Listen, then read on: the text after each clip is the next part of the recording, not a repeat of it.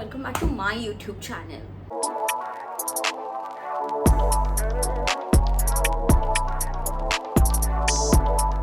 तो आज हम लोग रिव्यू करने वाले हैं RCR का ओ बेदर्दिया रैप वर्जन वाले सॉन्ग पर 70 लाख उसके व्यूज है। 1 मंथ पहले ये सॉन्ग रिलीज हुआ है, so let's see how it is.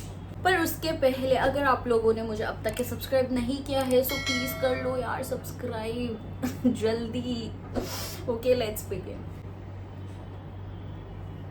ओ बेदर्दिया रैप वर्जन।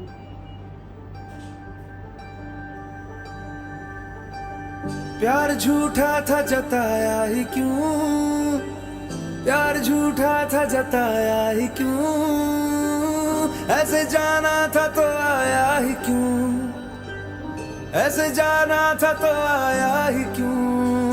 जिंदा करके जिसने मरना सिखाया है, चला गया फिर वो कभी ना आया है। छुरा घोपा मेरे सीने में जिसके जख्मों पे मैंने मलहम लगाया है। किसका गुस्सा अब तू झेलती होगी, कौन तुझे अब खुल के हंसाता है। बात नहीं करी तो नींद नहीं आएगी, अब भला तुझे कौन सुलाता है। सारी चालाकियां मुझे सिखा देती, छोड़ के जाना था पहले बता देती। हाथ से एक दफा खाना खिलाया था, अच्छा होता उसमें जहर मिला देती। मुझे फंसा कर नोचने वाला तेरे दिल का वो परिंदा कैसे है जो कहती थी छोड़ा तो मर जाऊंगी मैं, आज भला वो जिंदा कैसे है। ओ बेदर्दिया यार बेदर्दिया, ओ बेदर्दिया यार बेदर्दिया, ओ बेदर्दिया यार बेदर्दिया, ओ बेदर्दिया यार बेदर्दिया।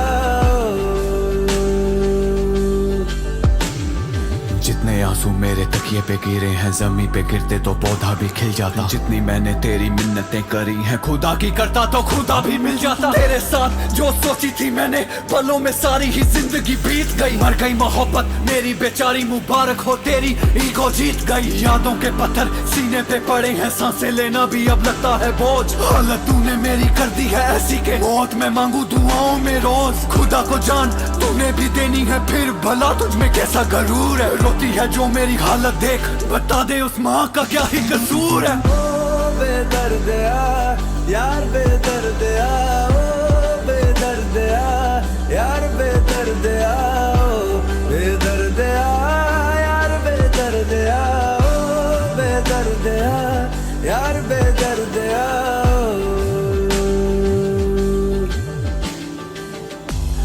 जरूरत के वक्त उसने तन्हा छोड़ दिया, हवाओं की तरह मैंने भी रुख मोड़ दिया।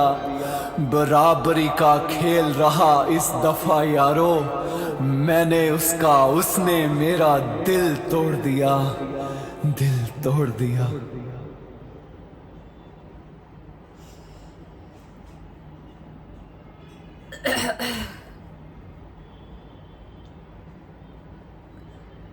Heart touching man.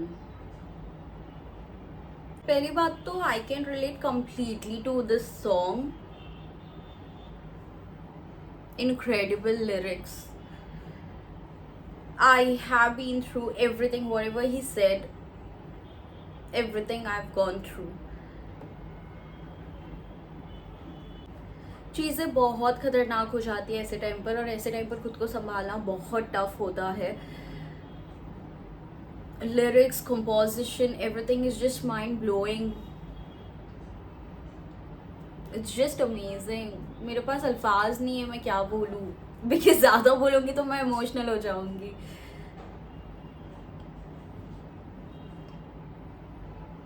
क्या आप भी ये सब चीज़ों से गो थ्रू हुए हो तो मुझे नीचे कमेंट सेक्शन में ज़रूर बताना। I love this song, I loved it. Next level words. ये सॉन्ग में दर्द है, इमोशन है, हर चीज़ है। Oh my goodness, next level. ये सुनते सुनते मुझे एक चीज़ याद आ गई। मैं सुबह में ही एक आर्टिकल पढ़ रही थी और आर्टिकल में ऐसा था कि एक डैड अपने बेटे को एक वॉच दे देते हैं, ठीक है। वो वॉच 200 साल पुरानी वॉच रहती है, ओके। और वो कहते हैं कि ये मुझे तुम्हारे दादा ने दिए थे, तभी ये 200 साल पुरानी है, तुम्हारे दादा ने दिए थे ये मुझे वॉच, ठीक है। और तुम इसे सेल करके बताओ, ठीक है, और सेल करने के लिए तुम जाओ कोई ज्वेलरी के शॉप पे, तो जाता है ज्वेलरी के शॉप पे सेल करने के लिए। तो ज्वेलरी वाला कहता है कि ये वाली वॉच ये तो काफी बार यूज की हुई है, पहनी हुई है, तो मुझे इससे पहले ये कराना पड़ेगा, वो कराना पड़ेगा, हर एक चीज, तो फिर मैं तुम्हें ये ज्वेलरी का, ये वॉच का सिर्फ $150 ही दूंगा। वो आता है, वो कहता है अपने डैड को, ठीक है, कि ज्वेलरी वाले ने कहा कि मैं तुमको सिर्फ $150 ही दूंगा। तो फिर उसके डैड बोलते ठीक है, तुम इसे ले जाओ पॉन शॉप में। पॉन शॉप वो है, जिनको नहीं पता है, तो वो एक ऐसी शॉप रहती है जहां पर आप अपनी कोई भी वैल्यूएबल सामान रख सकते हो और वो लोग इन रिटर्न तुम्हें पैसे दे देते हैं लोन के तौर पर, ठीक है। वो उधर लेकर गया, तो पॉन शॉप ने बोला कि नहीं, ये तो काफी बार पहनी हुई, मतलब इसका तो कुछ आएगा ही नहीं, तुम्हें कुछ मिलेगा ही नहीं, तो मैं तुम्हें कम से कम $10 तो दे सकता हूँ, $10 तुम्हें मिलेगा। वो आता है, वो कहता है अपने डैड को कि उसने कहा कि मुझे $10 मिलेगा।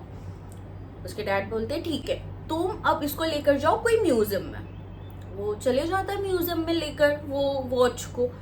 म्यूजियम वाले कहते हैं कि ये बहुत ज्यादा प्रेशियस है, ये काउंट होता है एक प्रेशियस एंटीक कलेक्शन में, और इसे हम अपने रेयर कलेक्शन में रखना चाहते हैं, और इसका प्राइस हम आपको ऑफर कर सकते हैं $50 लाख। तो डैड को आके कहता है कि म्यूजियम में तो ये कहा है कि $50 लाख देंगे। तो उनके डैड कहते हैं कि इससे मैं तुम्हें ये बताना चाहता था कि सही जगह तुम्हें सही वैल्यू देगी, सही तरीके से। तुम अपने आप को गलत जगहों पर नहीं ले जाओ और फिर अपसेट हो जाओ कि मतलब तुम्हारी तो वैल्यू कुछ है ही नहीं, तो वो जगहों पर मत ले जाओ। जो तुम्हारी वैल्यू जानेगा वो जगह तुम्हें अप्रिशिएट करेगी, और जो जगह तुम्हें नहीं जानेगा वो जगह तुम्हें अप्रिशिएट नहीं करेगी, और उससे तुम्हारी वैल्यू कम नहीं होती है। मैं खुद ये चीज से गो थ्रू हुई हूँ, और मैंने वो जगह छोड़ दिया जहां पर मैं वैल्यू नहीं होती थी। और तुम अपनी मंजिल को वहां ढूंढो, वहां खुद को लेकर जाओ जो जगह और जहां पर तुम अप्रिशिएट होते हो, जहां पर लोगों को तुम्हारी सही वैल्यू पता रहती है। तुम खराब नहीं हो, बट तुम जिनके सामने अपनी वैल्यू रख रहे हो वो लोग तुम्हारा वैल्यू नहीं देख पा रहे। द थिंग इज दैट अब तक मैंने अपना वैल्यू कोई सही जगह पर या कोई ऐसा जहां पर मुझे अप्रिशिएट मिले वहां पर मैं अभी तक के अपनी मंजिल की तलाश में ही हूँ, वहां तक भी मैंने अपना नहीं रखा है, और वही मैं ढूंढ रही हूँ। मिलना आसान नहीं है अपनी मंजिल, पर हाँ इतना ज्यादा टफ भी नहीं है। पर मैं अपना ओपिनियन आप लोगों के सामने रख रही हूँ, तो कह सकते कि हाँ मैं मंजिल के पाने में थोड़ा ही दूर हूँ। यस, आप लोग मेरी मंजिल बन सकते हो, ठीक है। यस, यही है बस मंजिल, ठीक है।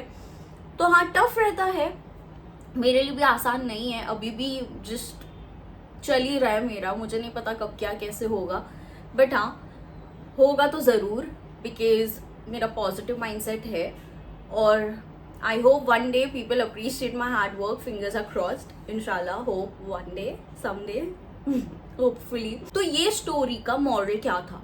Your value doesn't decrease based on someone's inability to see your worth. इसका मतलब ये है कि अगर आपका वर्थ सामने वाला इंसान नहीं देख सकता है, वो उसकी डिसएबिलिटी है, उससे आपकी वैल्यू कम नहीं होती है, आपकी वर्थ कम नहीं होती है, ठीक है। तो मैं तो बस यही कहूंगी कि जहां पर हो जहां पर आप अप्रिशिएट नहीं हो पा रहे हो, जहां पर, क्योंकि आप कुछ भी कर लोगे आप अप्रिशिएट नहीं होगे, आप किसी के लिए परफेक्ट नहीं हो सकते, क्योंकि उनका थॉट प्रोसेस ही वैसा है, बिकॉज वो देख ही नहीं पा रहे, वो देख ही नहीं सकते, या वो देखने के बाद भी अनजाने क्योंकि वो चाहते ही नहीं है, समझ लो, मेन चीज वो है। तो वहां पर खुद को रख के और खुद को बार बार प्रूफ करके कुछ नहीं होगा। ये सॉन्ग भी वही चीज है, बताता है हमें कि अपने आप को तुम कितना भी किसी के भी सामने कितना भी प्रूफ कर लो, और एक इंसान कितना भी खुद को दे दे एक रिलेशनशिप में, वो रिलेशनशिप नर्चर हो ही नहीं सकता, बिकॉज दोनों तरफ से एफर्ट्स लगते हैं, वो तो डेफिनेटली है। और एक इंसान कितना भी बचाने की कोशिश कर ले, वो चीज़ नहीं हो सकती, और इवेंचुअली तुम सैड ही रह जाओगे, तुम्हारे पास कोई ऑप्शन रहेगा नहीं। मेरी आवाज़ कब आने लगी। इसलिए मैं तो बस यही कहूँगी कि आप लोग कहीं पर भी हो, कहीं पर भी स्टक हो अपनी लाइफ में, मुझे पता है कि बहुत टफ रहता है निकल पाना, और मेरे साथ एग्जैक्टली हर चीज़ें हुई है जो भी ये सॉन्ग में था, हर एक चीज़ों से I have been through, I've gone through the worst, I would say, at a very young age of my life. तो हाँ, पर मैं वहाँ से निकली और मैंने ये जर्नी मेरी स्टार्ट कर दी हो फाइनली, जो है आप लोगों के साथ। तो हाँ, कहीं पर पहुँचने के लिए कहीं से निकलना बहुत ज़रूरी होता है, ये चीज़ आप लोग ध्यान में डाल लो, बिकॉज ये बहुत इम्पोर्टेंट है। और मैं बहुत जल्दी आप लोगों को एक गुड न्यूज़ भी सुनाना चाहती हूँ, आई होप कि वो हो जाए, उसका प्रोसेस मैं अभी तक क्या कर ही रही हूँ।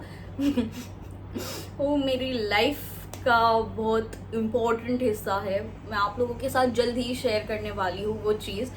तो बहुत मुश्किलों का सामना करते हुए मैंने वो चीज़ किया है, इतने सालों की मेरी मेहनत लगी है उस पर, देखते हैं आप लोग अप्रिशिएट करोगे या नहीं।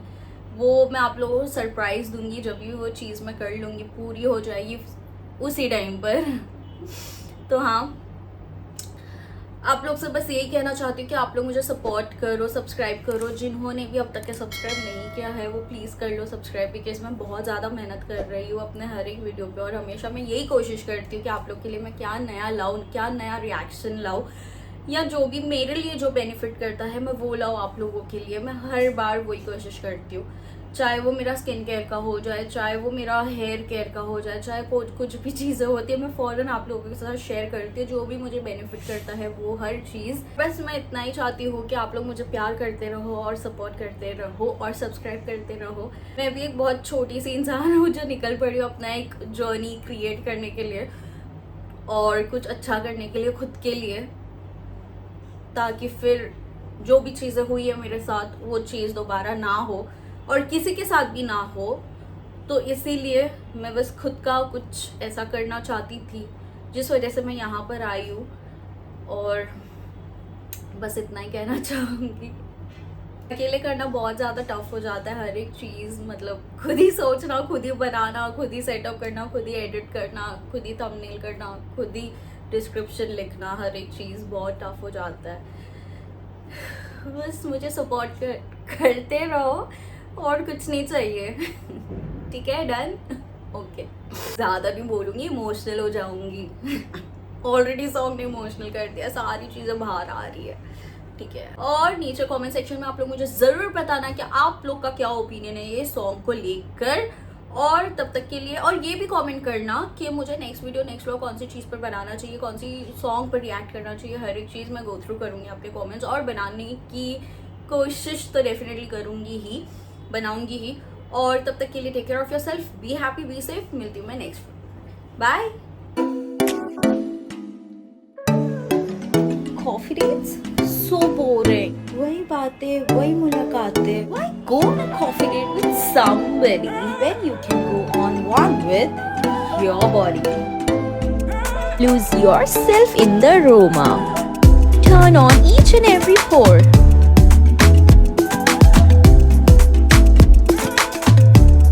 Scrub karo nice and slow. Don't hide that afterglow. With all natural coffee, smoothens the skin and exfoliates.